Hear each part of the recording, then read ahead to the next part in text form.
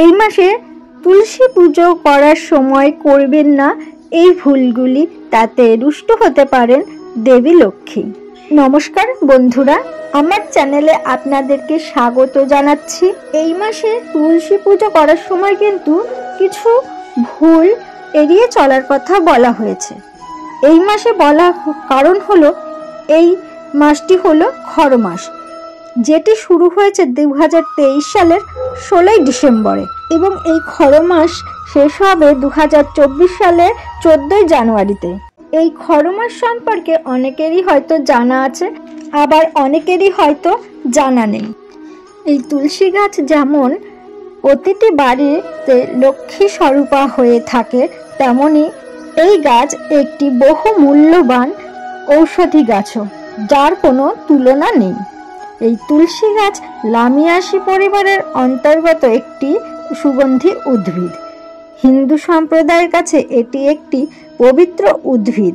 ব্রহ্মবৈবর্ত পুরাণে কিন্তু তুলসীকে সীতা স্বরূপা, স্কন্দ পুরাণে লক্ষ্মী স্বরূপা, চর্ক সংহিতায় বিষ্ণুপ্রিয়া, ঋগ্বেদে কল্যাণী বলে আখ্যায়িত করা হয়েছে।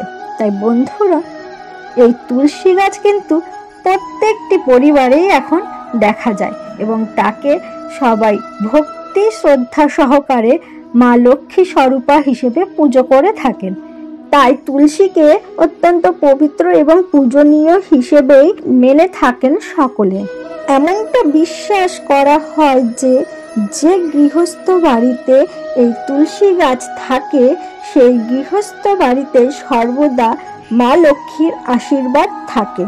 এছাড়াও বাড়িতে যেসব মা বোনেরা থাকেন তাদেরকে দেখা যায় যে সকালে সূর্য প্রণাম ও দেবদেবীর আরাধনার পাশাপাশি দুবেলা নিয়ম করে এই তুলসী গাছে পুজো করে থাকেন।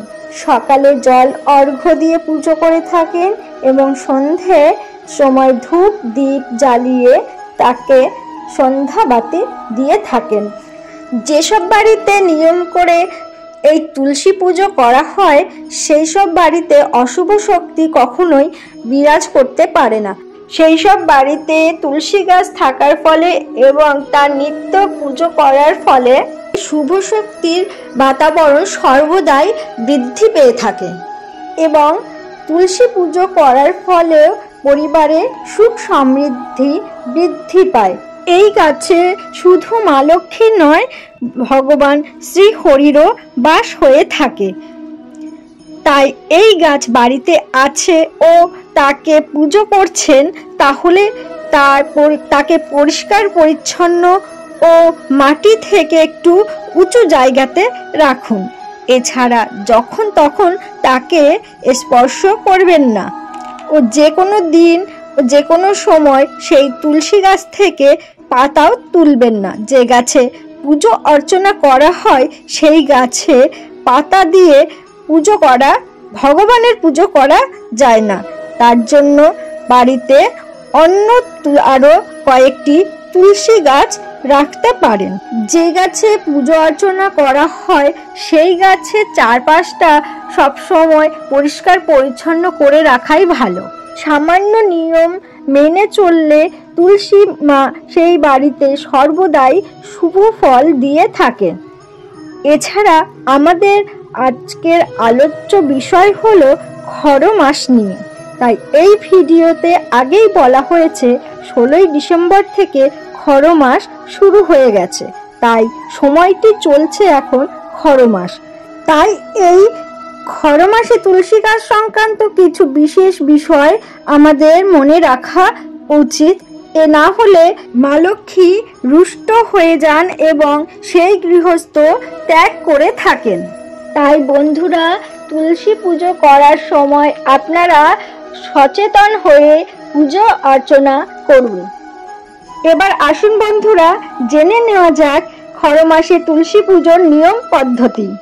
এই নিয়ম অনুযায়ী বা মেনে চলে যদি আপনারা তুলসী পুজো করে থাকেন, তাহলে আপনার সংসারে মা লক্ষ্মীর আশীর্বাদে শ্রীবৃদ্ধি তো ঘটবেই এবং এর পাশাপাশি আপনার অর্থের অভাবও মিটে যাবে।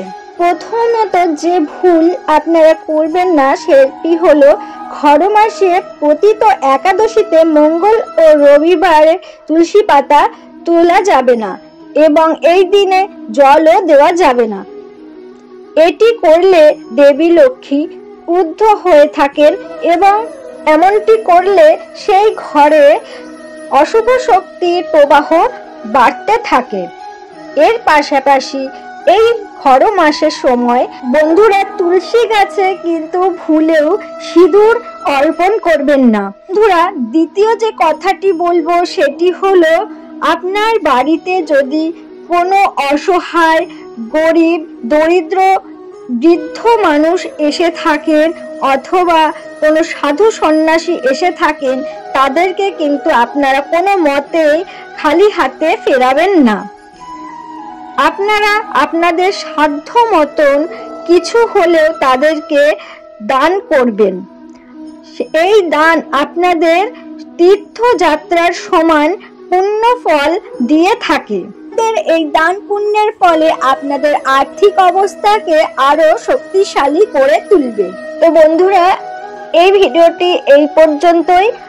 আমার এই ভিডিওটি আপনাদের যদি ভালো লেগে থাকে তাহলে একটি লাইক করবেন ও চ্যানেলটি সাবস্ক্রাইব করে আমার পাশে থাকার চেষ্টা করবেন।